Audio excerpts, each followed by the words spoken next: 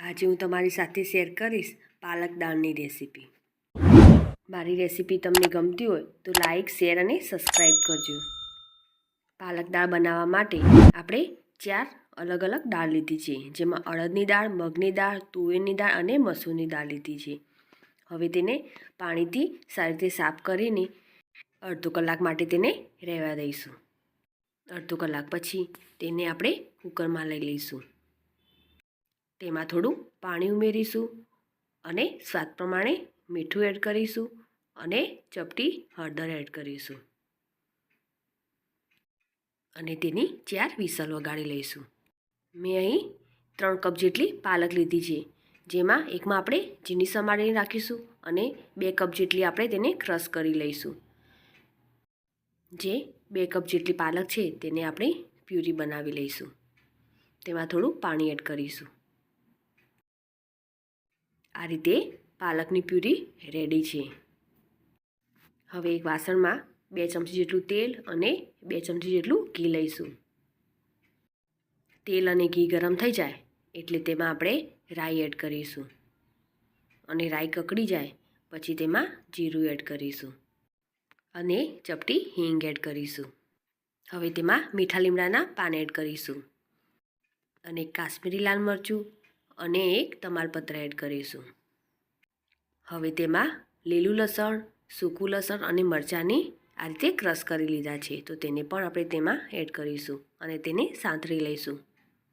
હવે ઝીણો સમારેલો 1 કપ જેટલો પાલક એડ કરીશું। તે પણ એકદમ સોફ્ટ થઈ જાય ત્યાં સુધી આપણે તેને મિક્સ કરતા રહીશું।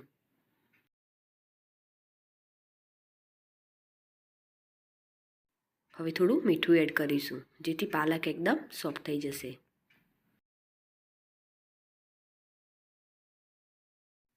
હવે તેમાં 1 ચમચી જેટલી હળદર એડ કરીશું, 1 ચમચી જેટલું ધાણા જીરું પાવડર એડ કરીશું, 1 ચમચી જેટલું લાલ મરચું પાવડર એડ કરીશું।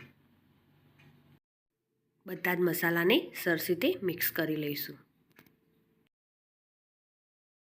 હવે આપણે જે પાલકની પ્યુરી બનાવી હતી તેને પણ તેમાં એડ કરીશું। સરસ રીતે તેને પણ મિક્સ કરી લઈશું। હવે તેમાં 2 ચમચી જેટલો ગોળ એડ કરીશું અને અડધા લીંબુનો રસ એડ કરીશું। પાલક સરસ એવો કૂક થઈ ગયો છે। હવે તેમાં આપણે દાળ એડ કરીશું અને મિક્સ કરી લઈશું।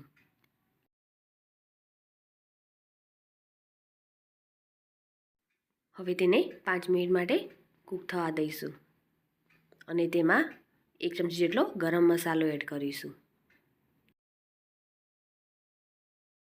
તો તૈયાર છે ટેસ્ટી અને પૌષ્ટિક એવી પાલક દાળ। આ દાળ સાથે રોટલો કે રોટલી એકદમ સરસ લાગે છે। મારી આ રેસીપી તમને ગમી હોય તો લાઈક કરી અને શેર કરજો।